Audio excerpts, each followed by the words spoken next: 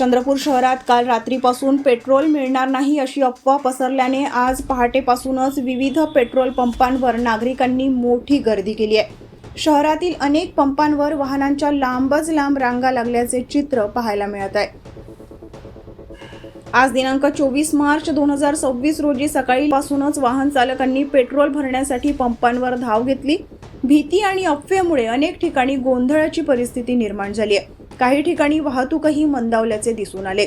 दरम्यान petrol pump चालकांनी मात्र स्पष्ट केले आहे की शहरात पेट्रोलची कोणतीही टंचाई नाही. नियमितप्रमाणे पुरवठा सुरू असून नागरिकांनी अफवांवर विश्वास ठेवू नये असे आवाहन करण्यात आले. तरीही भीतीपोटी नागरिकांनी काल रात्रीपासूनच रांगा लावल्याने परिस्थिती तणावपूर्ण झाली आहे. बरं, एवढी कालपासून गर्दी होत आहे पेट्रोल पंपवर?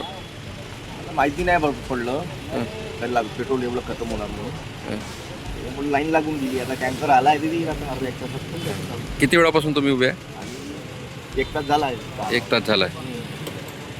आहे पण वेळेवर पुरून नाही राहिले, त्याच्यामुळे तो प्रॉब्लेम होतो. हे का बरं लोक एवढी रोज लाईन लावत आहे कालपासून? पेट्रोलचा खरं शॉर्टेज आहे का? पण असं काही शॉर्टेज वगैरे काही आहे नाही. आणि रोज टँकर येते आणि लोकांना सगळ्यांना पेट्रोल मिळत आहे, तरी सुद्धा लोक कालपासून गर्दी करत आहे.